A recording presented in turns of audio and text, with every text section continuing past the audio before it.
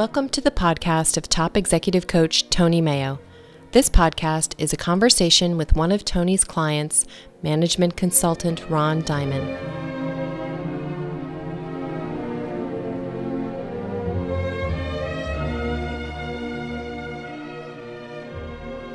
I notice there's concepts that I use in my coaching conversations frequently, but when it comes time to write about them, it's a lot harder.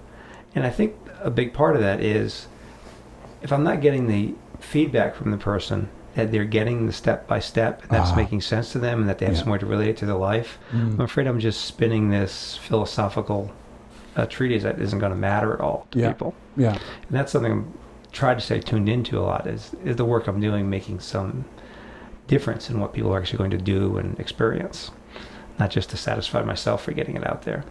There's a distinction called holding a space. And it goes back to Heidegger, and Heidegger's almost unreadable. In fact, that's irrelevant. I'll leave that aside. But I find there's a way that people understand it very well. When I talk about an experience I had on a tour at Shenandoah National Park, it's not far from here, you've probably been there. There's a spot along Skyline Drive called Big Meadow. Been there. I've camped across the street from there. Excellent. Did you take the tour with the ranger? No. I took a tour with a ranger because I am smarter than the average bear. So the ranger's taking us around. He says, this area here has been a meadow, as far as we can tell, for over 1,000 years.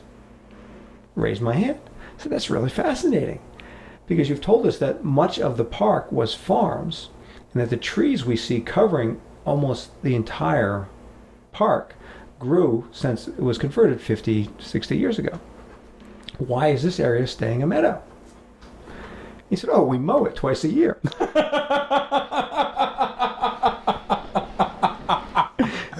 As they did 1,000 years ago. Right.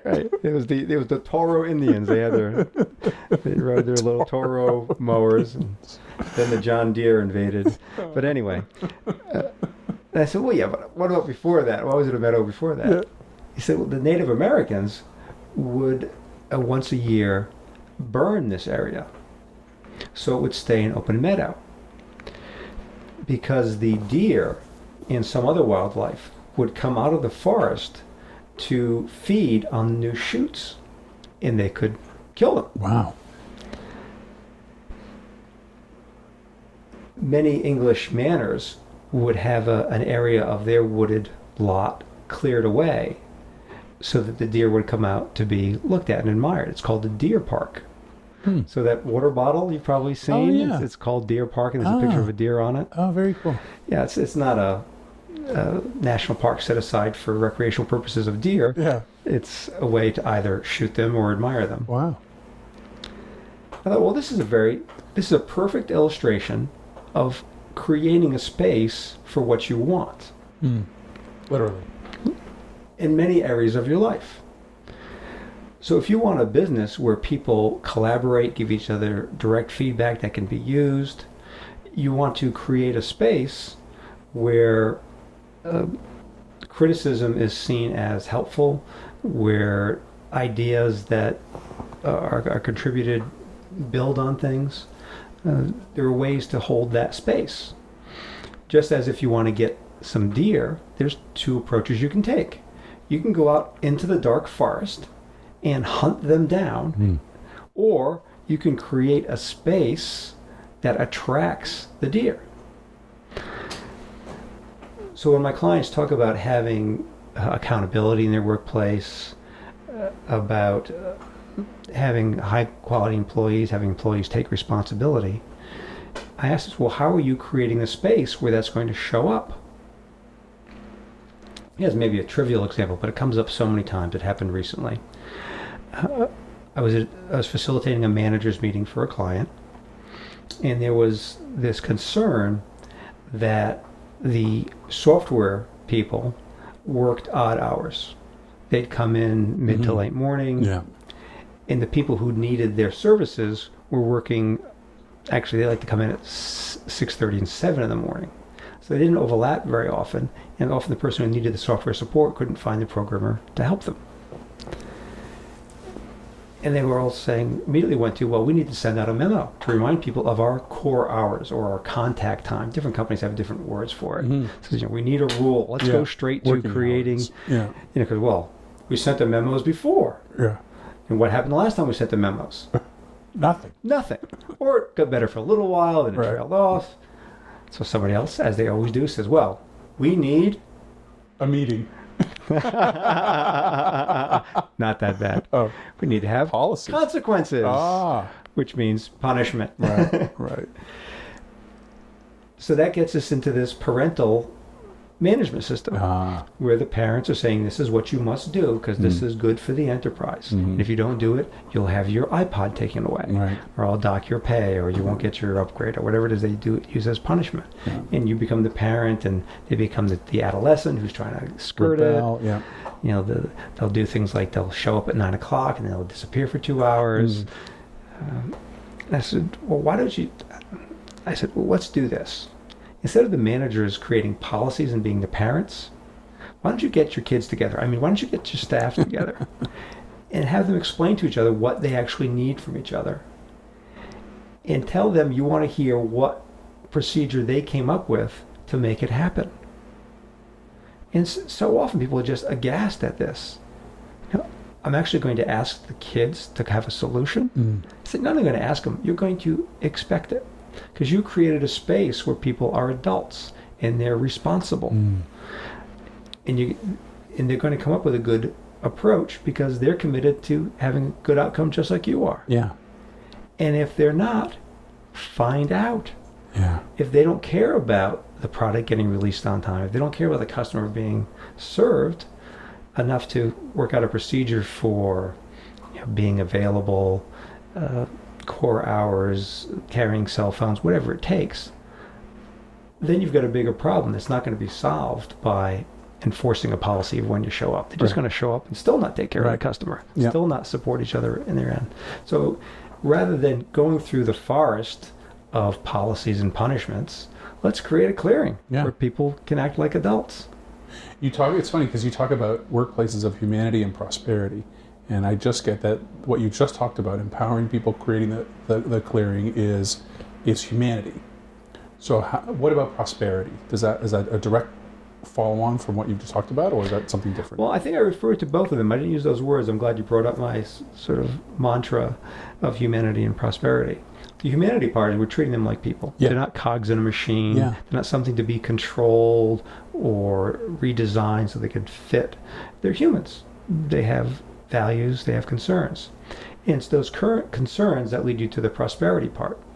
Remember I said when they have the conversation about how best to support the client, how best to get the work done so the product is released, that's their commitment to creating the prosperity. And if they don't get the connection between their choices and the way they work with each other, the connection between that and the results for the client or for the business, you're not going to get prosperity, no matter how you manage them, no matter how much you chase them down through the forest.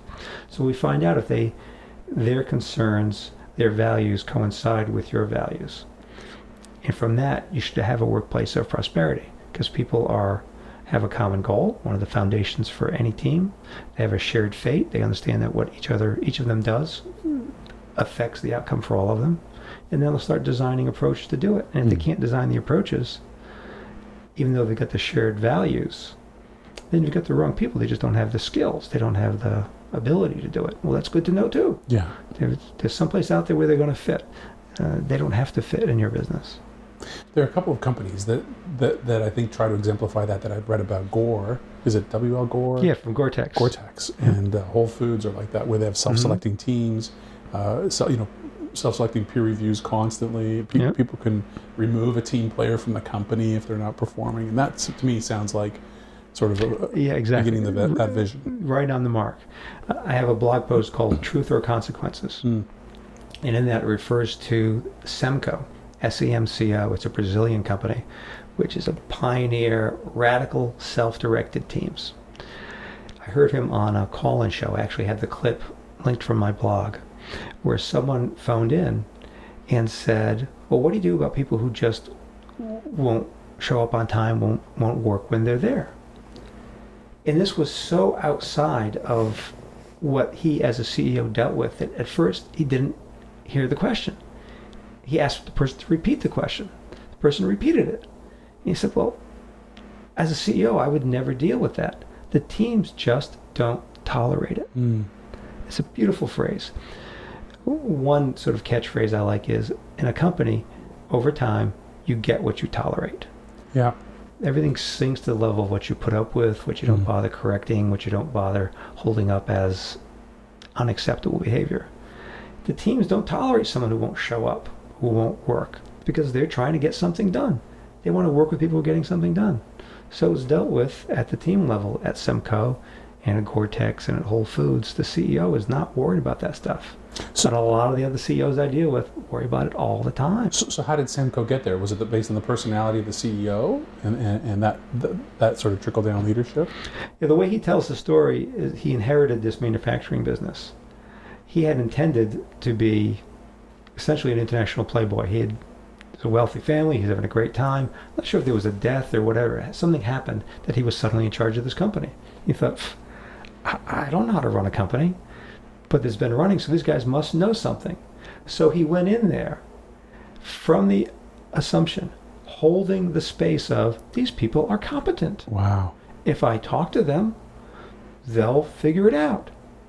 And that just kept getting extended more and more throughout the company, down to the level of the wrench turners and the sweepers. I don't know as much about this. I should probably read more, but he also started a school, because one of the things that the people at his factories wanted was a place for the kids to go to school. So the school is based on this idea too, and the kids have self-selecting teams and designing curricula. Dangerous, radical idea. Not only, so I'm out there trying to remind people not to treat their adult employees as children. He won't even treat children like children. He thinks children are humans too. Wow, just smaller.